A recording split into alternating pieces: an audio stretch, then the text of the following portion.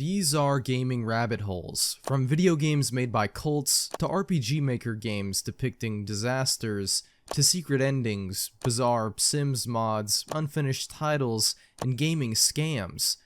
This is the Gaming Rabbit Holes iceberg.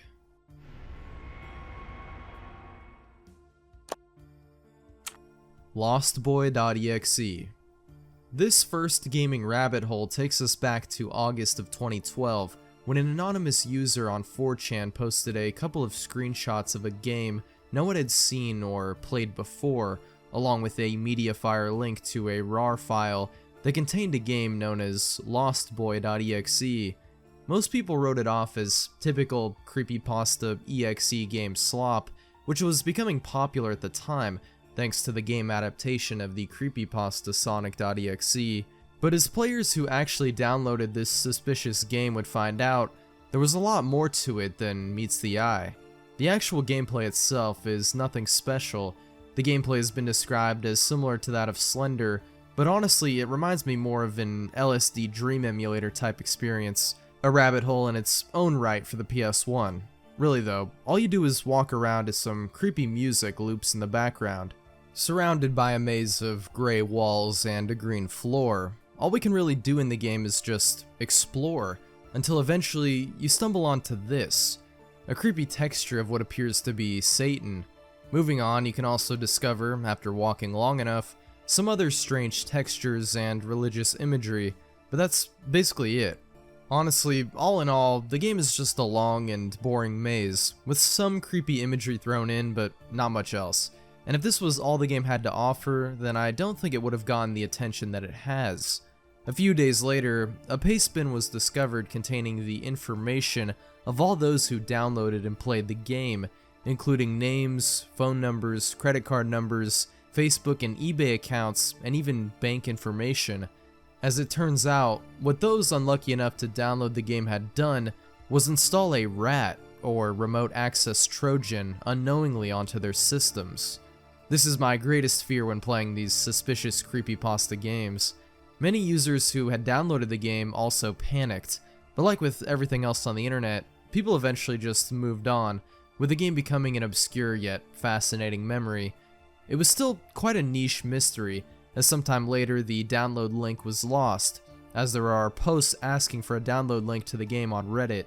All there was a Let's Play of the game, posted by a YouTuber named Saint back in 2014, but the game itself had become lost media.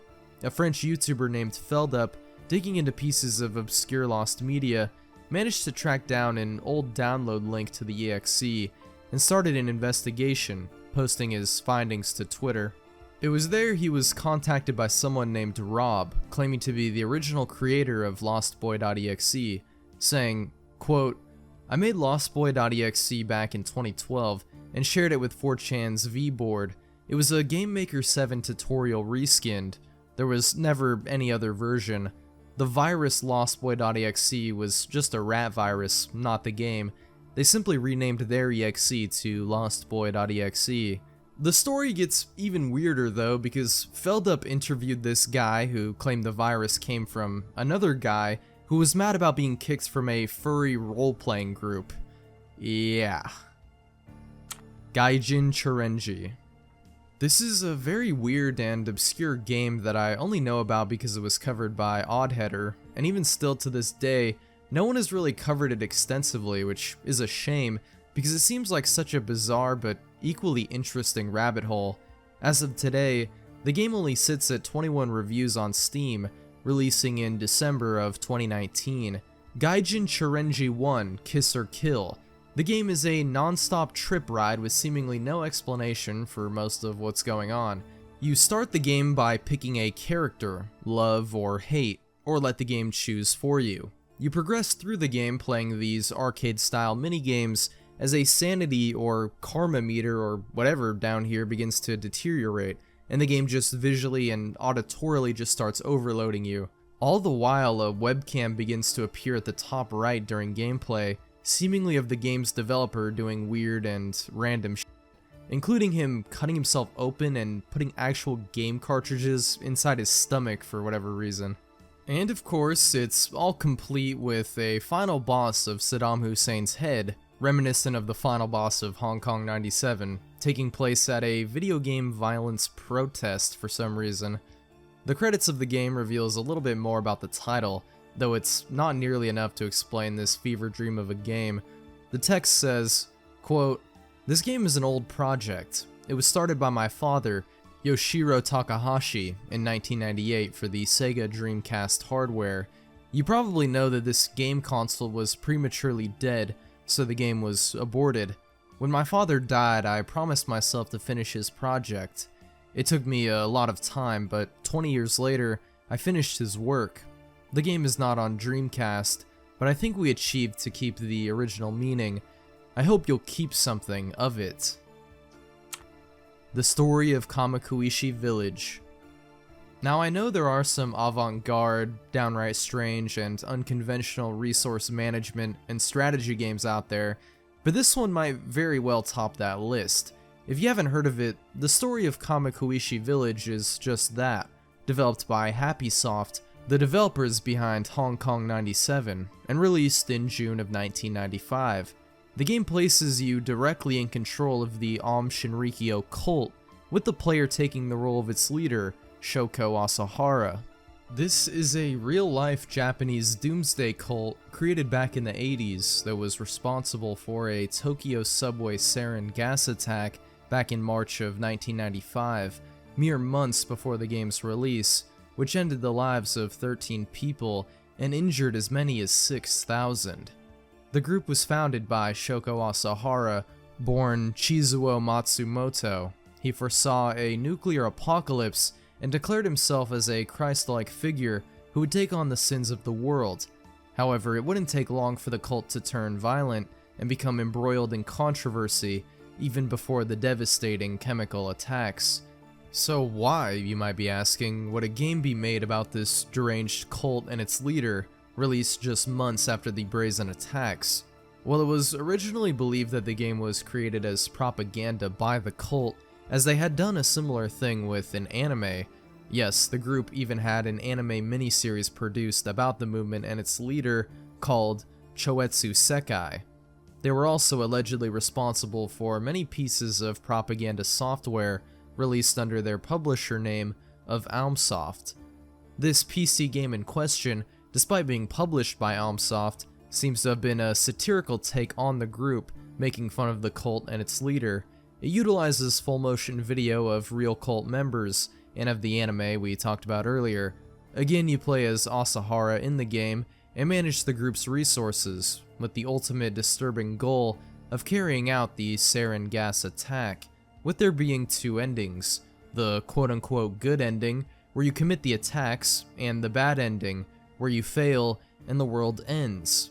It is pretty disturbing and strange when you think about it, but there are screenshots that pretty much dispel any rumor that it was propaganda, openly mocking the leader, bottling his bathwater and selling it like he was Belle Delphine in her prime. Block Blasters. This is a much more recent rabbit hole, in a game found, innocuously enough, on Steam of all places. A little title known as Block Blasters, which became embroiled in controversy after it was found out that the game had been injected with malware with a patch on August 30th, 2025. It came to light very prominently after the game was downloaded by a streamer called Rostaland TV, who was streaming games in order to pay for their cancer treatment and had all their money stolen as a result of simply downloading and launching this Steam game. It is truly disgusting that these people were able to do this, and really makes it scary to even download these random games, even on Steam, knowing they can pass any checks when the game is first put on the market, then can simply be updated to include some sort of crypto stealing program. I mean, this is wild. And there is no game, apparently, by the way. It would just launch this batch file that would scan your PC for crypto. It's just crazy. People smarter than me that know more about malware and computers have delved into it, and apparently there's no obfuscation of what they were trying to do here, and yet they were still able to use this exploit to steal over 150k of crypto, according to estimations. This will definitely make you think twice about downloading a random slop game on Steam, At least it will for me. Hellraiser NES. The NES is the console for movie video game tie-ins, if there ever was one. Almost every popular film from the 80s got one, even horror films like Friday the 13th and A Nightmare on Elm Street, so it's kind of no surprise that there were plans for a Hellraiser NES game based on the 1987 British horror film, which became quite popular, surrounding a puzzle box that summons a group of demons known as Cenobites, who torture their victims for their own sadomasochistic pleasure. This unreleased title was different from most licensed Nintendo games though, as it was developed by Color Dreams, known for making unlicensed games through an exploit in the Nintendo Lockout chip, allowing them to create and release games without a license from Nintendo to do so, which resulted in these unique looking cartridges. This game was ambitious, as they knew the NES couldn't process everything they wanted to do with the game, and sought a solution by hiring an engineer to develop a unique cartridge known as a super cartridge, which contained a different processor and more RAM, and theoretically allowed the developers to include many features that were not possible on a default NES cart. The game would focus on the player being trapped inside the puzzle box, solving puzzles and trying to escape while being chased by the Cenobites.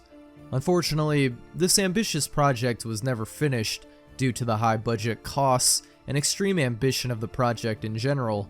One of the founders of Color Dream said of the project after its cancellation, quote, "The hardware was done, and the artwork was 20% done.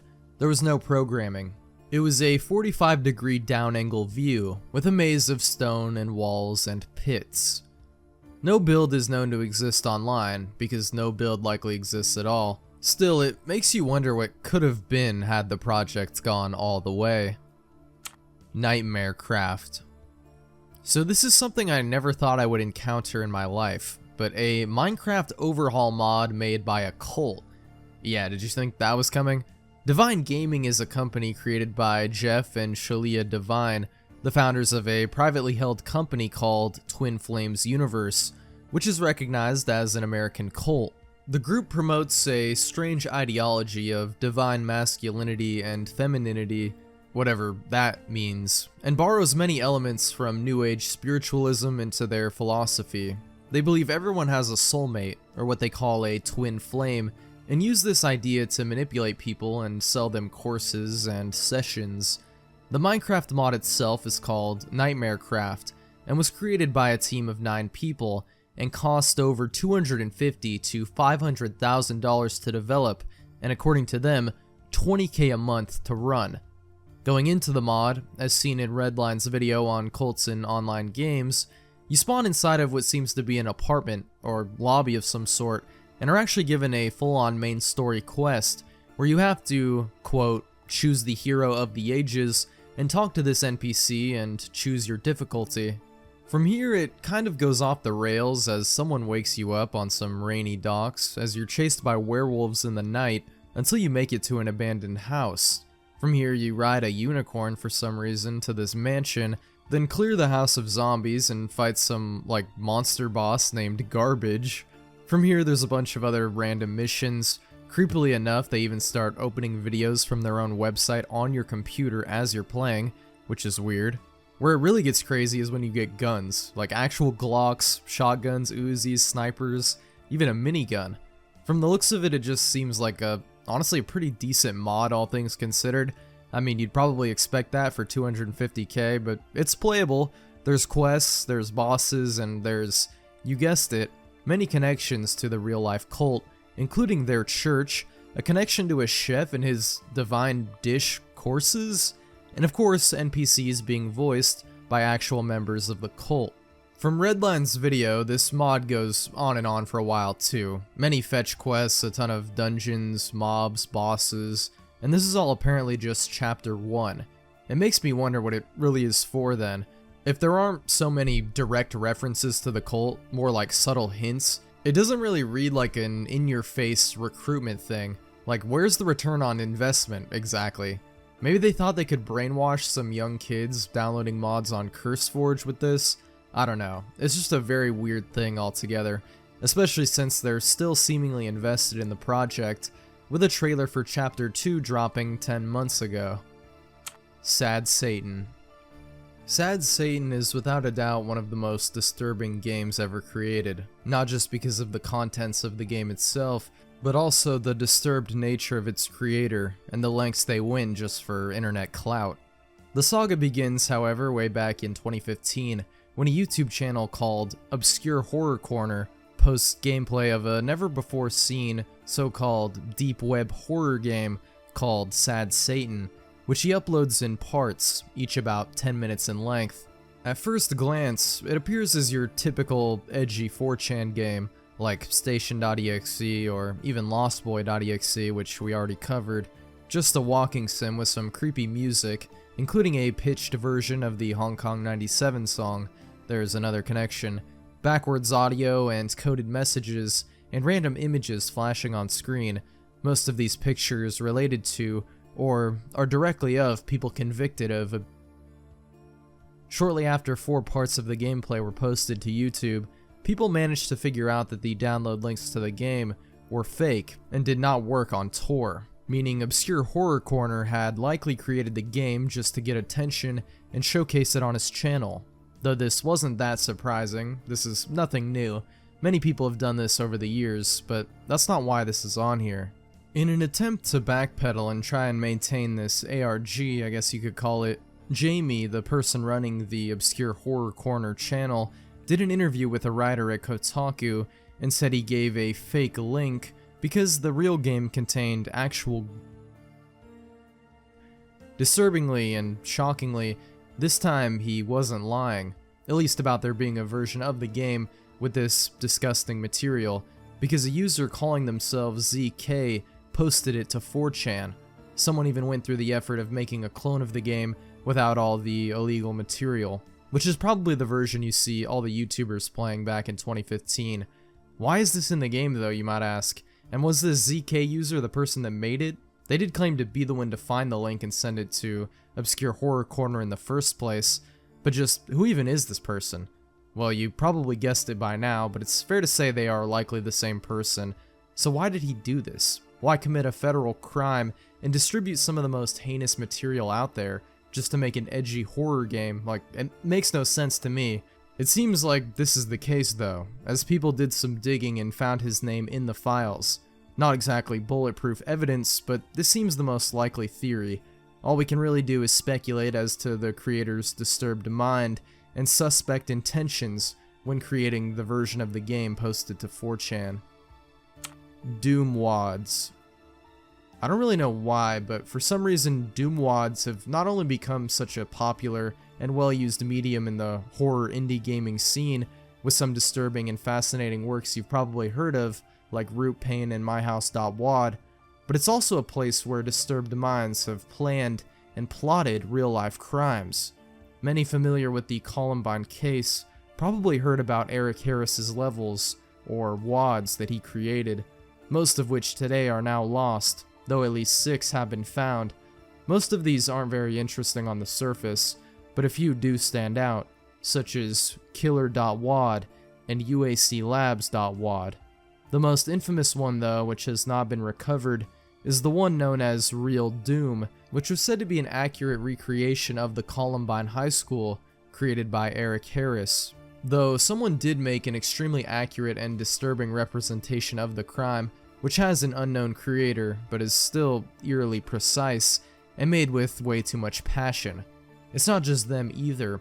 A former police officer named Christopher Dorner in February of 2013 went on a which resulted in a manhunt and eventual shootout, which left him and 5 others deceased.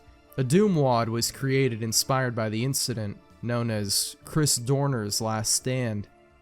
In 2002, there was a known as the Erfurt, which took place in Germany and resulted in 17 people, including the perpetrator, Robert Steinhauser, dying. Allegedly, he also created his own Doom wad, though it has never been found, and there is little to no proof of its existence online. There are far too many examples of these mods being created by killers or about their crimes, and I'm sure there's probably even more out there that I don't know of. Hong Kong 97 and Taiwan 2001. Hong Kong 97 is such a rabbit hole. It could honestly just get its own video by itself. I think a lot of people have heard about this game by now. Most of you might recognize it by its sort of catchy but also annoying and kind of eerie music, which is basically just a 5-second loop over and over. It's actually like a 3-minute like Chinese propaganda song, but for some reason they only use this like 5-second loop. Ever since the AVGN made his video about this game all those years ago, it has puzzled me at every turn, even with the new major developments regarding the developer, the reason the game was made, and the disturbing death screen. But let's just take it from the beginning. In 1995, the company Happysoft, the same company that made that Shoko Asahara game, created an unlicensed shoot-'em-up title for the Super Famicom, releasing only in Japan to very limited quantities in 1995. The game has you controlling the character of Chin, said to be a relative of Bruce Lee, and tasks you with killing the entire population of China, as well as the disembodied head of Tong Xiaoping, which has been resurrected by the Chinese government. Today it's considered one of the worst games ever made, but more so is just astonishing in how weird and truly strange it is. This is all just surface level stuff too. This is before you get into the actual images of death found in this game. Like a minute into it, as you boot it up and are still watching the opening cutscenes, you're met with piles of bodies alongside story text. And every single time you kill an enemy or die yourself in the game and trigger a game over sequence, you're met with an image of another real corpse. This one has been the subject of quite a bit of speculation and investigations over the years, trying to find the origins of this picture and find out if it's actually a real body. It was discovered in 2020 that the image came from a Japanese Mondo film, and the picture was taken of an unidentified individual killed during the Bosnian War. Why is this in the game? Who knows? As for why the game itself was made, thankfully we kind of have a bit more insight today into the insanity of this project, thanks to interviews from its creator, Kowloon Kurosawa, which he gave in 2018. He stated that, like the story of Kamakuishi Village, the game was intended as a satirical piece, poking fun at the gaming industry, which he managed to create by ripping assets from movies like Wheels on Meals and having his programmer friend code the game for him in just about a week. The game was pretty obscure upon release, until people found out about how strange it was, and has since gained a bit of a cult following. That all being said, it still is a very surreal experience to behold. The story gets even weirder though when you learn about another game created as a parody of Hong Kong 97 called Taiwan 2001, created by Kusosoft. The game pretty much satirizes everything about the original, including the profanity in the opening cutscene text, racial undertones, and of course, bad gameplay and strange images throughout the game. For a long time though, this game was actually lost media. It wasn't until November 16th, 2023 that the game was made available by Internet Archive user Andrew Varial, who got in contact with one of the game's original developers and managed to get a copy of the title. Also, strangely enough, this year, in December of 2025, we're getting an official sequel, like 30 years later, to Hong Kong 97, and it's releasing on Steam, titled Hong Kong 2097, and if this thing actually releases, you know I'm there day one. RPG games based on real-life incidents. There is a pretty shocking amount of RPG Maker games based on real-life tragedies, some even made by the perpetrators of the infamous crimes themselves, though I guess I shouldn't be that surprised, given it is probably the easiest engine to make a game in, but still, why are there so many disturbing titles out there? I'm only going to go over a few of the biggest and most infamously known ones out there, but I'm sure there are plenty more obscure ones that I won't cover in this video. There's Super Columbine Massacre RPG, which is probably the most well-known case, at least in the States, given it's an RPG Maker 2000 adaptation of the Columbine School tragedy of 1999, perpetrated by Eric Harris and Dylan Klebold, with the player assuming the roles of these two and committing the act in question. The game was released in April of 2005 to immediate backlash and controversy. This isn't the only one of these games though, not even the first of its kind, as there was a mysterious and obscure RPG Maker game created in the early 2000s called something along the lines of Heaven No One Knows You, which almost no one talks about online, based on the real-life Kobe murders case from 1997 in Japan. It is very hard to even find information on this game at all online. Sometimes it's also referred to under the title of Neo Mugi Quest, but that's all I could really find. That and a Japanese website which has a download link for the game in question, and this Reddit post with only one ominous-looking screenshot. There are even games made by sadistic mass murderers, such as convicted killer Mamoru Takuma, who took the lives of 8 children back in 2001 before being executed for his violent crimes in September of 2004. A user on the Lost Media subreddit was able to find 2 RPG Maker game projects which were actually created by the killer or about his crimes. It's kind of uncertain, though we do know for certain that some killers in the past have created various Doom WADs, which is a rabbit hole we already discussed. Much in the same vein of the Columbine RPG though, there was a game created in 2007 called VTech Rampage, again depicting a violent school.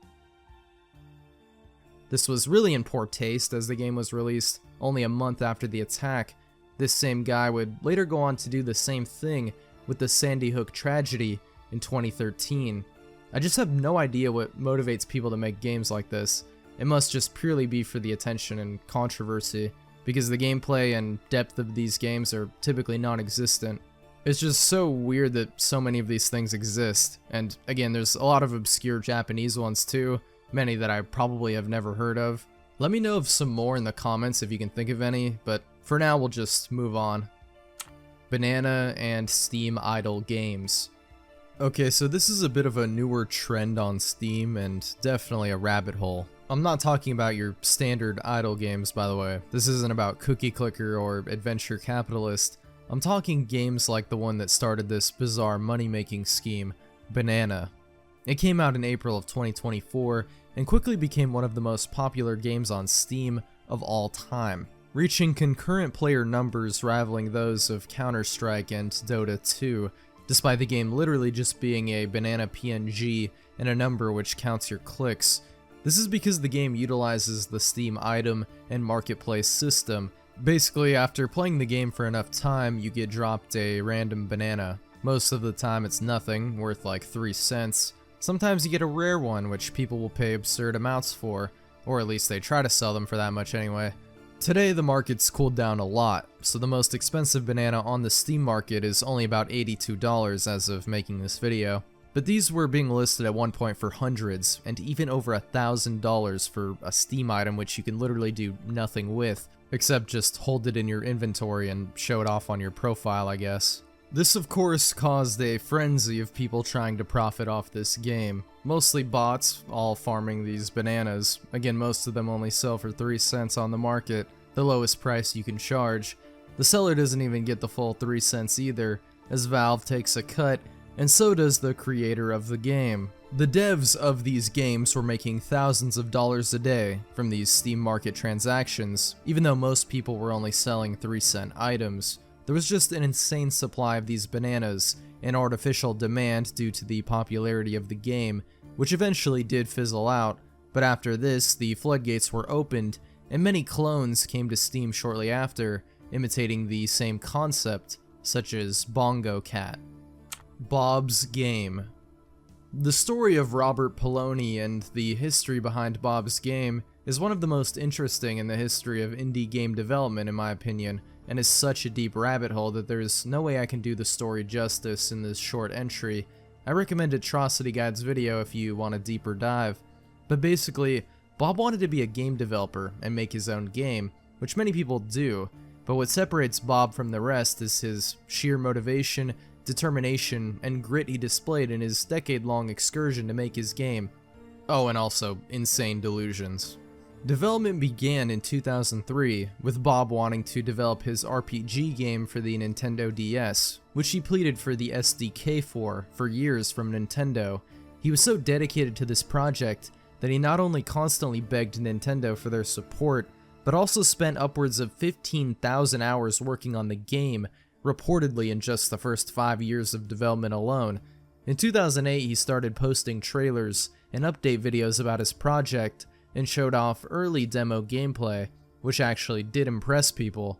However, he became fed up with Nintendo not responding to his letters and emails, and never received his dev kit, which he in turn responded to by engaging in a protest in which he locked himself in his room for 100 days and streamed the whole thing while he worked on the game. From here, he sort of went off the hinges, making erratic blog posts about how he was the greatest game developer ever, and quite literally demanded the SDK from Nintendo. Eventually, he would claim this was all just a viral marketing campaign to get attention, which worked, but did not get him a dev kit. He would release a playable demo of the game. It didn't really blow anyone's mind, but he still seemed committed to making this title. But then years would go by, he would say he was going to make his own handheld for the game, which never happened. Then he tried multiple weird crowdfunding campaigns, including one in which they would pay for a van that he could work out of to finish the game. Finally, in 2016, he did what he should have just done in the first place, and released it on Steam, albeit in an alpha state, and also dropped it on itch.io, although the game was eventually renamed to OK and was removed entirely from Steam. Again, this saga and rabbit hole goes much deeper. This is simply the Cliff Notes version. Ray Maze Secret Ending. Ray Maze is a very old arcade maze game, released only in Japan initially. Inspired by the success of other maze games like Pac-Man, the game isn't very well known today, despite it eventually receiving ports to the PS4 and Switch back in 2021. However, the title is still well regarded by fans for being ahead of its time. You gotta remember, this is an arcade game from 1988, and it has boss fights, even alternate endings, and even voiced cutscenes. The ending that most players get is the bad one, in which the player character Rika attempts to rescue her brother Makoto from an evil scientist named Mr. Molt. If you fail to pick up a certain item, in the end, Mr. Molt and Makoto end up shooting and killing each other. In the good ending, the player uses this mirror item to reflect Molt's laser, killing him and saving Makoto. But there was another ending, hidden so well in the game that it wouldn't be found for decades to come. In 2017, new sprites and code were found within the files by data miners, which revealed an impossible to achieve secret ending that could only be activated by completing the game in 16 or less screens, which seems to be an undoable feat, seeing as 18 seems to be the most efficient anyone can beat this game. Still, they managed to get the cutscene to work, and this version shows the villain Molt revealing himself to actually be your brother Makoto in disguise for some reason, who will then kill you unless you again get the mirror item and reflect the laser and get him instead. Why was this included but hidden so well? Were players actually meant to find it, or did the devs just give up on this ending? Or maybe there is a legit way to actually achieve it, which players have still yet to uncover. Who knows? Rendition Guantanamo. Rendition Guantanamo is a controversial unreleased and lost game developed by T Enterprise for the Xbox 360 and PC, slated originally for a late 2009 release. The game centers around the notorious and controversial Guantanamo Bay detention camp, which was used for the indefinite detention of foreign nationals suspected of being involved with the 9/11 attacks. Contrary to what the media at the time suggested, this game was actually condemning the indefinite holding of suspected terrorists and human rights abuses that went on at the camp, with you taking on the role of a prisoner from Yemen accused of being a terrorist. In this game's version, the camp was not run by US military, but rather a group of mercenaries known as Freedom Corp, who perform scientific experiments on the detainees. You would be tasked with shooting your way out of the prison and rescuing your son, who is also held hostage. Controversy erupted around the project from mainstream media, accusing the project of showcasing the killing of US and British military when they were in fact swapped out for mercenaries. Following the release of a teaser trailer and the only known footage of the game, it received even more negative attention and was eventually cancelled because of this backlash. The game was estimated to have only been about 25% completed, though no build is ever leaked online. Honestly, I'm curious as to how this game would have turned out. The Happy Village. This one comes from r/creepygaming and a post made by user dancakes234 inquiring about a weird game he found and asking if anyone has ever heard of it. It reads, quote, "So this is kinda random, but about 6 years ago I downloaded a RPG kind of game called Happy Village, or The Happy Village, and I was quite young when I downloaded it. I found it on some random RPG games website. I think it shut down a few years later. Can't remember the name of the website though. But now this is the weird part. When I played the game, I remember I was scared a lot of times, disturbed too, because the game itself kinda looked like a normal RPG, but like, the story was really messed up. I remember that you're playing as a colorless character, investigating this super colorful town/village. You could walk around on a big map and see all the villages and stuff, and enter them too. The music in the background was always weird. That's what I can remember quite well. There were NPCs I could talk to, but all of them said that something horrible happened. What I can remember too was that there were like glitched out NPCs that just talked in weird codes or binary code. That's when I thought the game was broken, but I just wanted to give it one more chance, so I entered the mines. It had a weird ambience to it. I can't remember much after that, but the scariest moment I remember is that when you encounter the white lady/demon/goddess person, I don't know how else I should explain it. I remember if you came in touch with her, she would teleport you to another dimension, or glitch out your game, and once you were in her dimension, a background of her head would show up all over the level, and weird screams and groans would begin to play. I remember after those things happened, I got very uncomfortable and quit the game and just deleted it. No, this is not some made-up gaming creepypasta. I'm just quite curious if anybody might remember actually playing this game, or if there are any media/images or videos to it. I searched a lot on the internet but didn't find anything. If anyone finds something, that would be quite nice." The OP then followed up the post with a comment further clarifying, quote, "Hello everyone. It's been 3 days since I posted my post about the game I played a long time ago and wanted to find. I received a lot of cool and interesting comments that had a lot of interesting and clever stuff, but sadly, I have to say none of the stuff you told me resembled the game I played, because if it would have, I would have instantly remembered since I remember pretty well how the game looked like, and I've come to a conclusion. The game was never something official. It probably was made with bugs and glitches on purpose. It was, from what I know so far, probably an ARG. It was almost like Sonic.exe, just without the Sonic, and the game was a standalone game without any prequel before. I also remembered more about the story of the game. After you explore the village and go through the mines where the disturbing parts were, you get out after you find an exit. When you get out, everything has changed. The white lady/demon or an evil force has done something to the world and the village. Everything has become more glitched and disturbing. That was the most I can remember from now. I also can remember that one NPC, an old woman, mentioned the name of that demon, Gazuna, one of these, but I can remember the name very well, since that character terrified me a lot. So, yeah. This game wasn't an official one after all, but I'm still interested in finding it, since there was a lot of lore from what I can remember, and probably codes too. The most upvoted comment was one suggesting that they may have played a game called Off.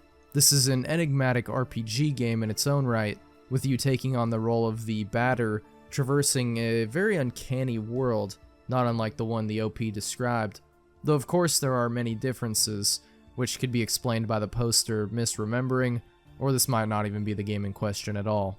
Let me know what you think in the comments if you have any other ideas.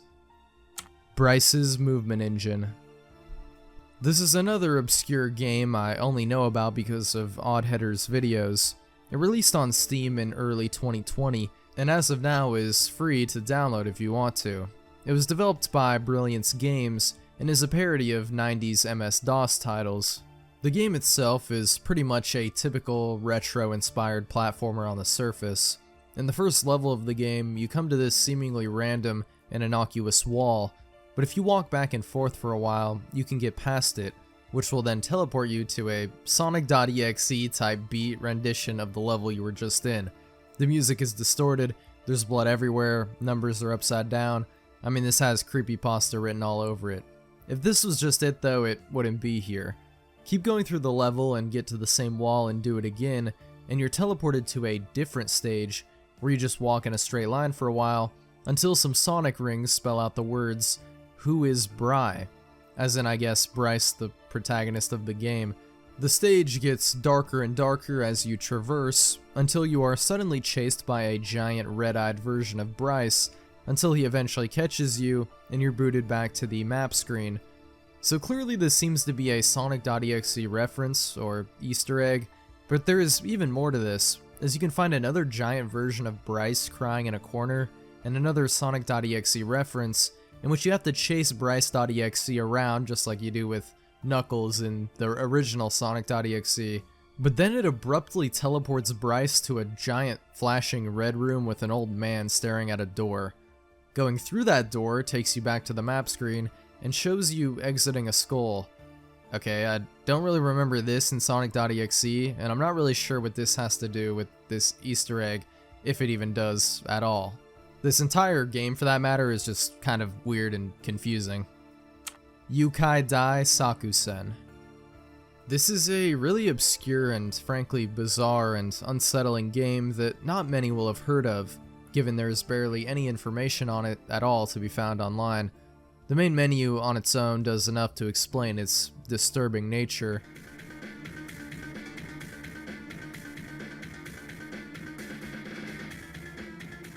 The game was allegedly created by a developer called Team Dangerud, with the game seemingly being based on real-life crimes of a Japanese man who would kidnap and murder children, with the player actually taking on the role of this person in the game itself. I'm surprised this hasn't been talked about more, given how insane and creepy it is. There are only a couple of Reddit posts mentioning it, and a gameplay video that I found on YouTube with like 40 views, which also included a Mediafire download link. I can't read the Japanese text, but I ran it through Google Translate. I'm still not exactly sure who the man in the image is, or if it's an actual serial killer as some have said, but it's clear as day in the gameplay that you play as this predator, represented by an M, wandering around the stage, which according to the text is a general store, and are searching for a heart icon, which clearly represents your victim, as when you catch them, this plays.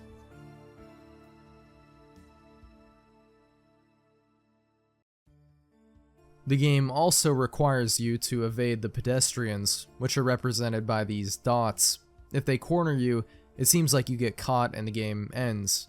The title of the game, at least according to Google Translate, is The Great Pleasure Mission. Now, this whole thing is very disturbing, especially given how little info there is on it. I'm not sure if it's supposed to be satire though, as if you successfully complete your mission and are not arrested, it's implied that the person gets rid of the evidence via trash bags and gets away with the crime, driving off in their car, only to get in a random car accident and die, crying at the end of the game, saying something about not having any regrets. Then it just says, "You win," and that's the end of the game. I really don't know what to make of this. Asset flips and slop. This is another pretty broad one, but you know the type of games I'm talking about. Again, Steam sort of has had an epidemic of these titles over the years. Games simply created to just sell marketplace items, emotes, trading cards, or even collectible achievements created using free Unity or Unreal Engine assets. Usually pretty much just complete scams, and sometimes they're even worse, outright malware. There are so many examples of slop and bad asset flips just on Steam alone that it would take forever to compile them. That's without even acknowledging or discussing how many exist on the Google Play Store. Anytime a popular format or type of game releases, you're bound to see an endless series of clones and asset flips made to cash in and pretty much scam people, thinking they're getting a comparable product, or just tricking them into getting the wrong game entirely. Like, remember that body cam game? That tactical shooter made to look like real-life body cam footage that everyone was talking about? Yeah, well, that game already has so many clones that will make your head spin. Like, how about Live Lens Body Cam, or Body Cam Adrenaline? I don't mean to just single out these games, actually shout out to Sir Blackout who made a video just about these body cam clones, but it applies to basically every genre, and every meme, everything you can think of basically.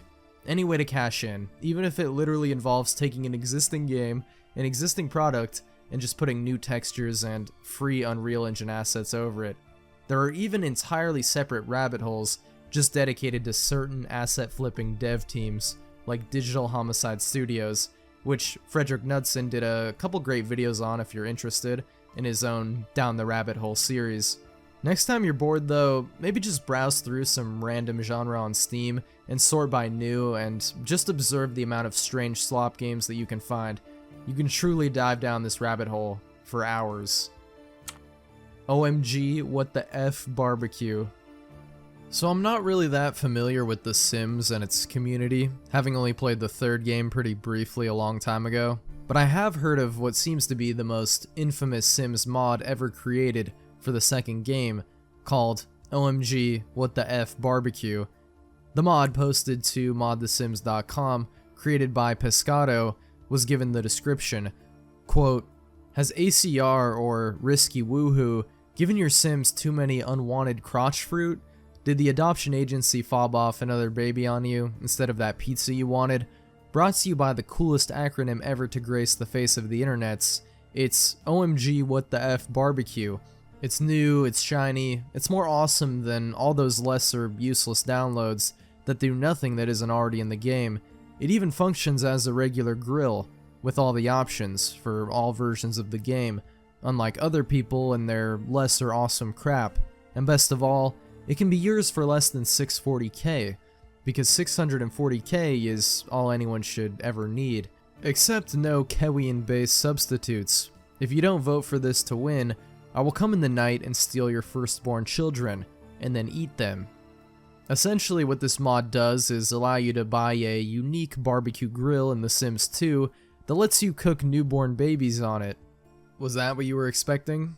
Despite this being a pretty disturbing mod, admittedly, the community sort of embraced it for the most part, with people using it to create horror machinimas based on the mod. Obviously though, especially when it came out, it was pretty divisive, with a lot of people being disgusted by the idea. Nowadays it's more like a meme, but back then I'm sure this horrified a lot of players. This whole thing kinda reads like a creepypasta. Apparently even the mod page actually got taken down due to the backlash, although from my understanding you can still find and download it out there. And there was even a Sims 4 remake of the mod which recreated the legend. The Jingle. This is easily one of the strangest games I've ever come across, and that should mean something on this list. And given I've talked about a lot of weird games throughout my time on YouTube, but this one defies almost every convention.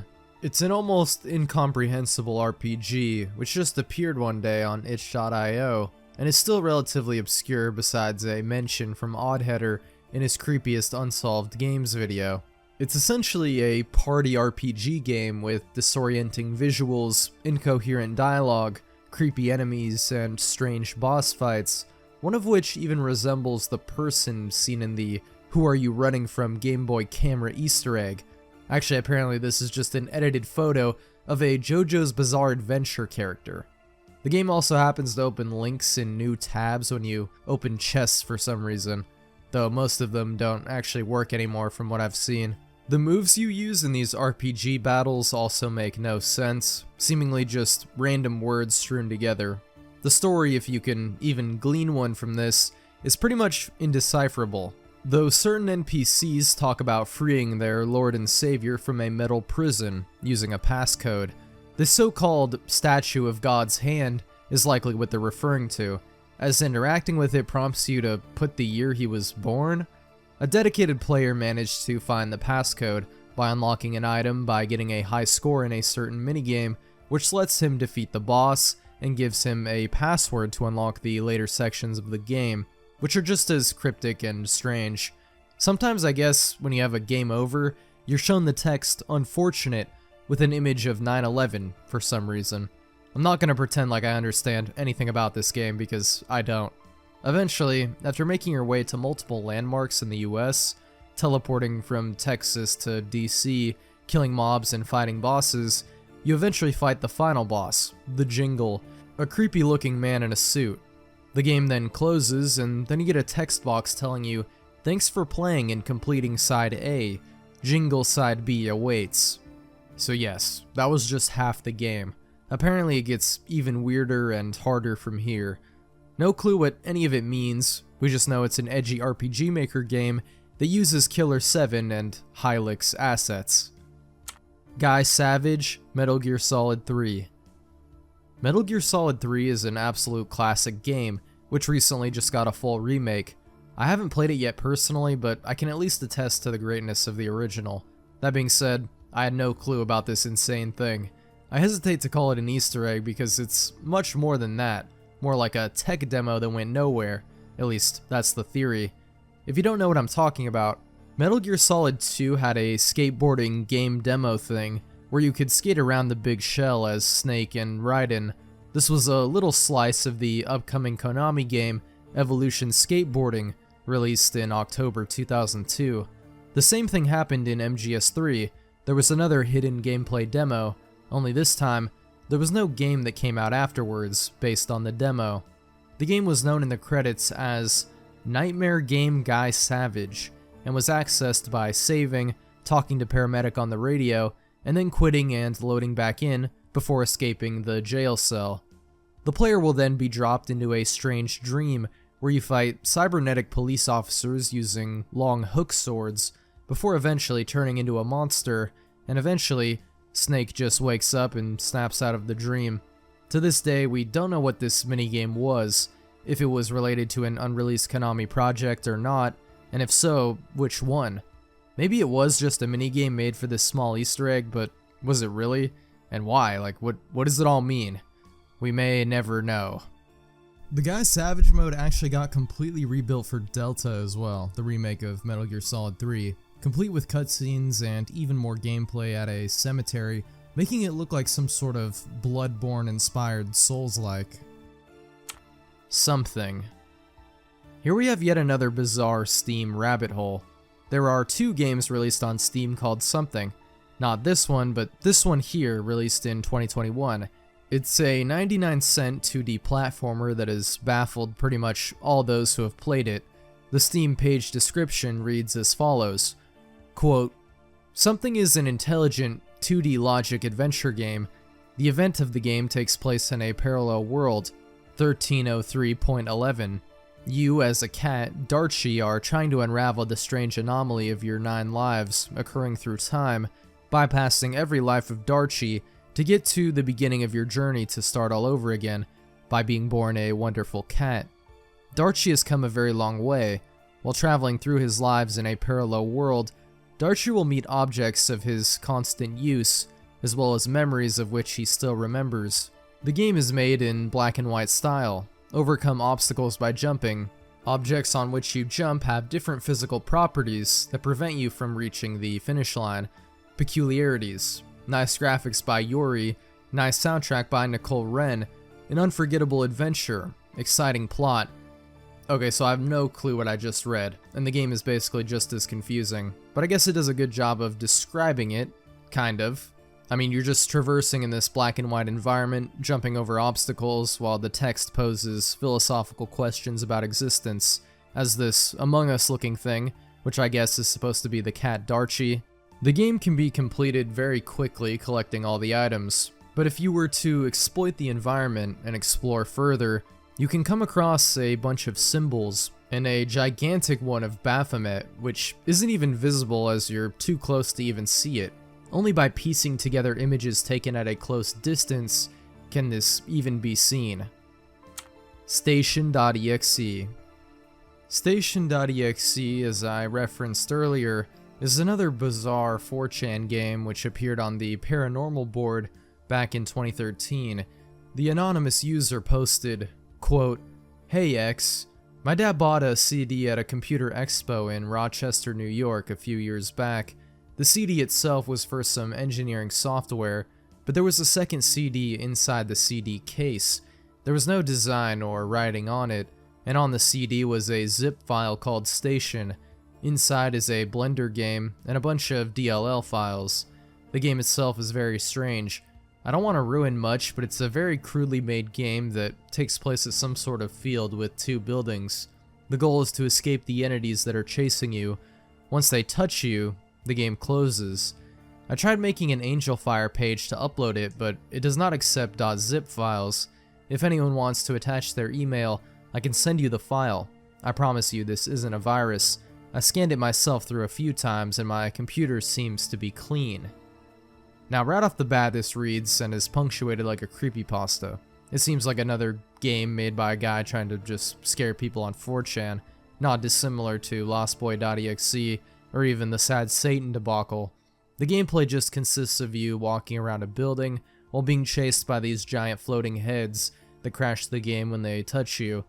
Not much to talk about with the actual bare bones gameplay of this game, but people did a little more digging and found a set of coordinates outside a building, which when inputted into Google Earth, places you in a remote location of Siberia.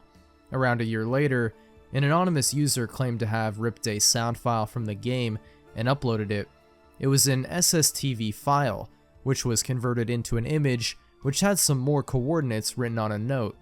This leads to another remote area in Russia.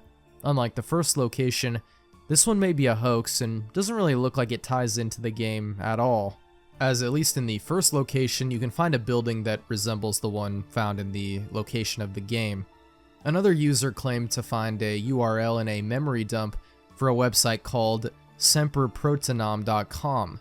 This website has since been taken down, but archives do exist, which shows a basic web page and 3 zones. These required a username and password, which they were able to somehow figure out and gain access to the files. The website had a copy of station.exe, alongside pictures of military bases, creepypastas, and other random ARG-like stuff. The owner of the website later clarified that this website was their own personal vault or archive for storing neat things they found online, which was why station.exe was there. This whole thing is probably just a dead end. Another user confirmed the game was made by Blender and that it was last modified only 4 hours before the 4chan post talking about the game, meaning what we were all thinking was likely again the case. The OP created the game in question. But that does still leave some questions, like why the random building in Siberia? Was there supposed to be some meaning behind this? Or was this all just some creepypasta/ARG? The OP still claimed that they didn't make the game, and that it was simply modified because they ripped the CD, and even showed photos of said CD in person. But let me know what you guys think about this one. Zodware. This one is quite the rabbit hole. I know all of these are supposed to be and are, but this one really is. The whole thing is detailed in an excellent write-up from a now deleted user on r/hobbydrama in a post titled Gumball, How an Obscure Floppy Disk from 1983 Beat the Hacking Community for 3 Decades. The post goes over a pretty extensive history of the copy protection behind video games, starting from the early stages with floppy disks and how people were able to crack them. Most of them were easy to copy, but some had some built-in protections, though most were unsuccessful, and they usually just required codes that could be copied over and distributed with the copied disk. But the video game Gumball, released in 1983, was different. As you might be able to guess from the time period it was made, it was an extremely simple game where you just sort of sort these gumballs into different bins. Nothing too crazy. What's interesting is the insane effort they went to ensure their software wasn't copied. In fact, it would go down in hacker and copy protection lore as one of the hardest to crack systems ever seen. It wouldn't be until 30 years after its initial release in 2016 that a hacker group known as 4M managed to crack the game. I won't bore you with the details of how they did it, that's not really my wheelhouse, and that's a whole separate rabbit hole, but when they did manage to do it, they were met with something peculiar. They discovered that the game had a secret ending, and if the player pressed certain keys during a cutscene, they could get an encrypted message, which read, "Enter 3-letter code when you retire," in all caps. With a different set of key presses, you got the message double helix, which basically signified DNA. That was the 3-letter word. Typing these letters out when you quote-unquote retire, or just beat the last level, got you this screen of text. Quote, "Aha, you made it. Either you are an excellent game player, or, gah, program breaker. You are certainly one of the few people that will ever see this screen. This is not the end though.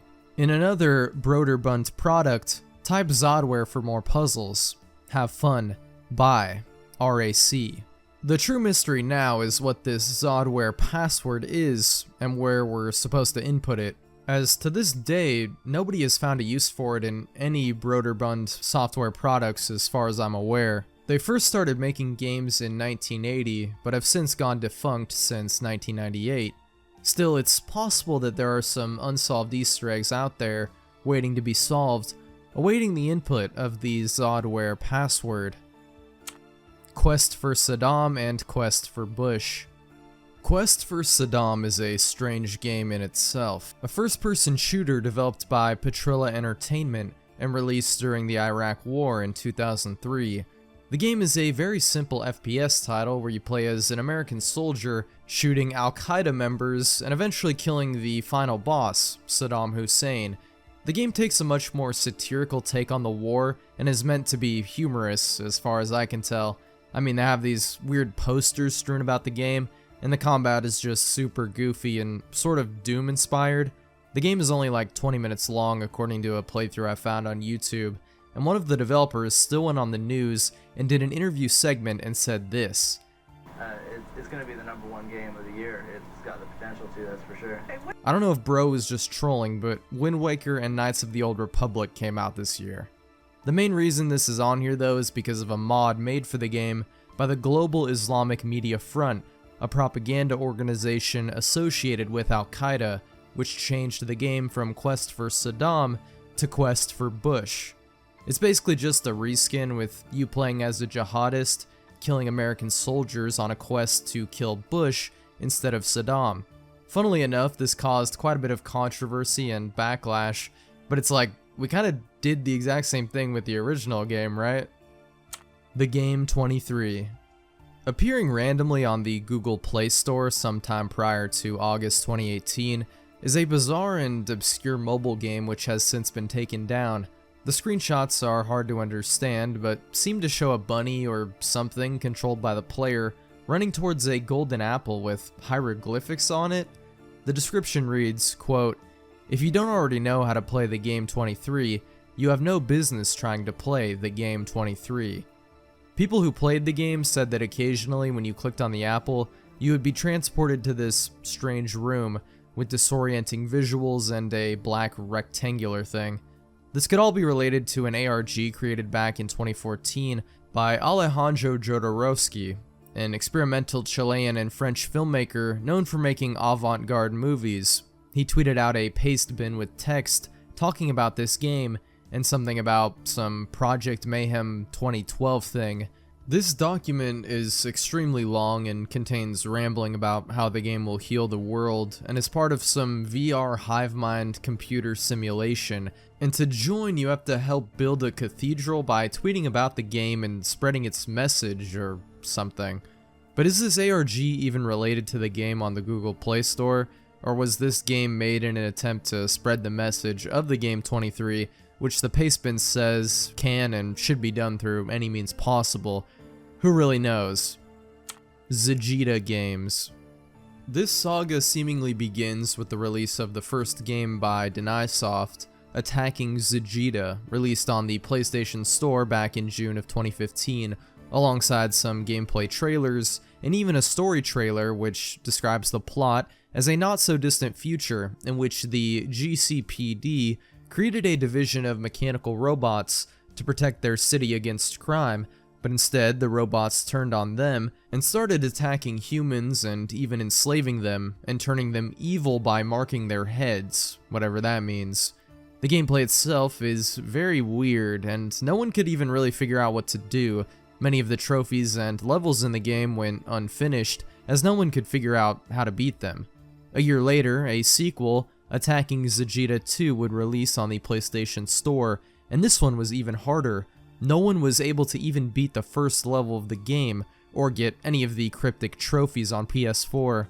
You're thrown into a seemingly random ball-rolling maze minigame before it teleports you to the first level, and from there people really weren't sure what to do next. Looking through more of the developer's catalog and browsing their YouTube channel, you will find game trailers to other games, even predating these attacking Vegeta ones in the Vegeta series, which as far as I know are now lost media, except for this classic game which you can actually get on Amazon for like 99 cents. On the developer website, denisoftgames.com, there was a vault page which could be allegedly accessed with a password and username given to any player that could beat one of their games, a pretty much impossible feat. These guys also made a weird Flappy Bird clone called Flap, and even a VR version of this game for the Oculus Store. What's even weirder is the company seems to have been broadening their horizons, as going on their website today will reveal them working on their own operating system called Deny OS, and even a Zeta AI tool. Also, strangely enough, the bottom of their website lists their copyright dates from 1985 to 3025 for some reason. Yeah, I'm not really sure what to make of this whole thing, or this company for that matter. The day before. Now, I could have included this in the slop/scam game section of the video, but I figured this one had to be its own entry because it's such a fascinating gaming rabbit hole in its own regard. And I mean that. I mean, people have been following and documenting this story with 25 videos in their YouTube playlist. This quote-unquote game developed by Fantastic was being heralded as the next big zombie game, a sprawling, realistic survival MMO extraction shooter, which generated quite a bit of buzz and hype around its announcement. Yes, these initial reveal trailers were very suspicious, especially in hindsight, only showing brief vertical slices of the game, but people still bought in when it officially released to Steam in early access on December 7th, 2023, to overwhelming negative reviews, over 22,000 of them from a screenshot I can find. I say screenshot because the game was so bad, buggy, and just a straight up mess and scam that it was taken down, and Steam actually decided to refund everyone who bought the game, no matter how many hours they put into it. How bad of a train wreck must your game be for this to happen? Well, a pretty gigantic one, especially given that this was at one point the most wishlisted game on all of Steam. How does this happen?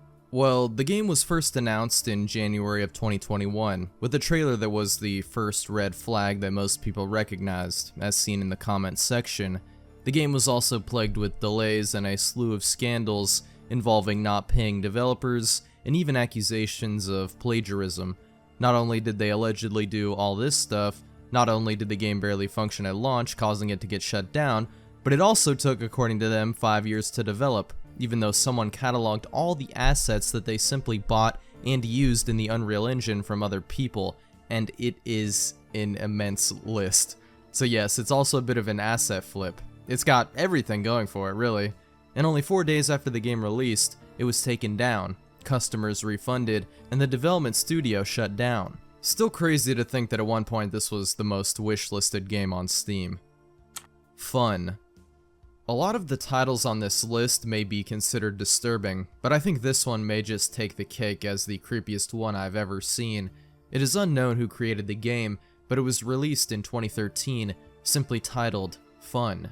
The game opens with text saying that it was made by a demented person, and it's not going to help you. Be careful and have fun. You then spawn in a red hallway and walk through it as white text appears in front of you, telling the disturbing crime and nature of the person who created the game, or the narrator, taking the life of their own mother and their other twisted and sick deeds, which cannot be stated here on YouTube. You then fall down a pit and see a real picture of gore, a woman missing her head. Then you find the creator's mother, as well as some disturbing text which cannot be repeated here, and you are forced to commit depraved acts with the body. The game then asks you if you are a psycho like the creator, and your only options are yes and yes. Clicking either of these will prompt a montage of more gore. Then you walk through a red door, and the game asks if you're having fun.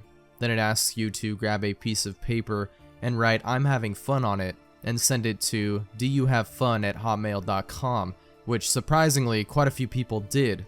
The creator then seemingly, or someone with access to the email, leaked these images online. The creator is only known under the alias of Nameless. Who exactly it was that made this and why still remains a mystery. Garn47. The last gaming rabbit hole on this list is a weird game which was found inside of a Friday Night Funkin' mod called Hit Single. If you extract some files hidden within this mod, you'll be greeted with a bizarre game in which you play as some sort of penguin-like creature thing, navigating around a dark town, traversing roads and through a forest, collecting rings from Sonic, while encountering pigs and a creepy cat named Car that yells his own name for some reason, and has a weird room filled with drawings of himself. When you enter the room, text then says, "Car is now free." There's also some sort of obstacle course looking thing and a ton of other bizarre and kind of creepy Easter eggs, such as one for Tails and Shadow the Hedgehog, as well as Mario. Doing all of these Easter eggs and mini side quests within the game will unlock songs for the Friday Night Funkin' mod. Garn47 also has a YouTube channel with over 75k subs, including a ton of songs that they made, as well as animations and updates for the game. There is way more lore behind this strange game if you're interested. That Trav guy did an almost 90-minute deep dive into the game and the YouTube channel if you want a closer look.